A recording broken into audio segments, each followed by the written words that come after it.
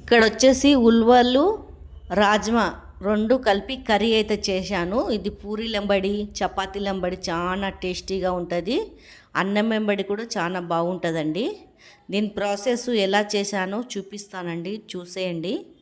దీంట్లో నూనె అయితే పోసుకున్నాను. ఒక పెద్ద ఆనియన్ అయితే కోసుకున్నానండి. సన్నగా తరుక్కోవాలండి, లేకపోతే మిక్సీ అయినా పట్టుకోవాలా.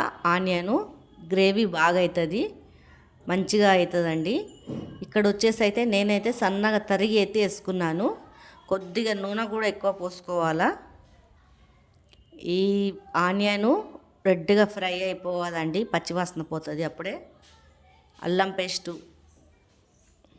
పచ్చివాసన పోయే వరకు మంచిగా కలుపుకోవాలా.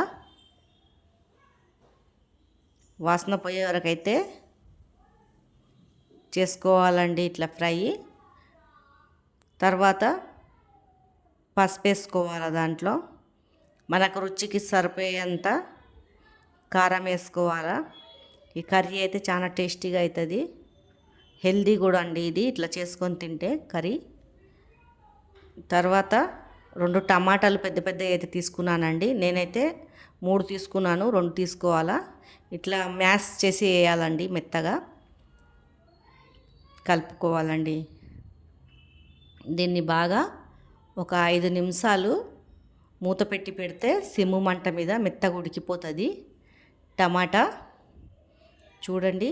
తర్వాత రుచికి సరిపోయేంత సాల్ట్ వేసుకోవాలా. సాల్ట్ వేసుకున్నాక దాంట్లో ఇంకా టమాటాలలో అయితే నీరు ఊరుతుంది, మంచిగా మెత్తగా ఉడికిపోతుందండి. ఇట్లా చేస్తే గ్రేవీ మంచిగా వస్తుంది. చూడండి, మెత్తగా ఉడికిపోయింది.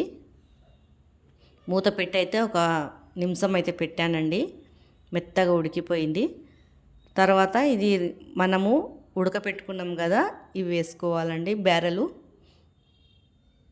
మంచిగా కలుపుకోవాలా, ఉప్పు కారం పట్టేటట్టు. ఇట్లా చూడండి, ఇలా కలుపుకొని మనకు నీరు ఎంత కావాలో పోసుకోవాలా. నేనైతే ఉడకపెట్టిన నీళ్ళు ఉంటాయి కదా, అదే అయితే పోస్తున్నాను. తర్వాత మనకు గ్రేవీ ఎంత కావాలో కొంచెం ఇంకా పోసుకోవాలా, ఉడకనియాలండి. ఇక చూడండి, ఇలా చేసి మూత అయితే పెట్టేశాను ఒక 5 నిమిషాలు. ఇలా ఉడికిపోతుందండి. తర్వాత ఇది మన పట్టా, లవంగు, ఇలాచీలు, ధనియాలు వేయించినాక పౌడర్ పట్టి వేయాలండి. కూరలో ఇదే టేస్టీగా ఉంటుంది, ఇది ఇట్లా వేస్తేనే. ఇదే మసాలా అండి దీనికి, వేరే మసాలాలు అయితే ఏం వేయొద్దు. బాగా ఉడికిపోయాక నేనైతే చూడండి, ఇట్లా మనకు గ్రేవీలాగా కావాలంటే అన్నం వెంబడి తినాలంటే గ్రేవీలాగా పెట్టుకోవచ్చు. చపాతీలు పూరీలు వెంబడి తినాలంటే కొద్దిగా దగ్గరికి రానియాల. కర్రీ అయితే టేస్ట్ అవుతుంది, మస్తు చాలా బాగా అవుతుందండి కర్రీ. తర్వాత సన్నగా కొత్తిమీర తరుక్కొని పైనుంచి అయితే వేసుకుంటున్నానండి. చాలా బాగా అవుతుంది కూర. మీరు ఒకసారి ట్రై చేసి చూసినాక కామెంట్ అయితే చెయ్యండి.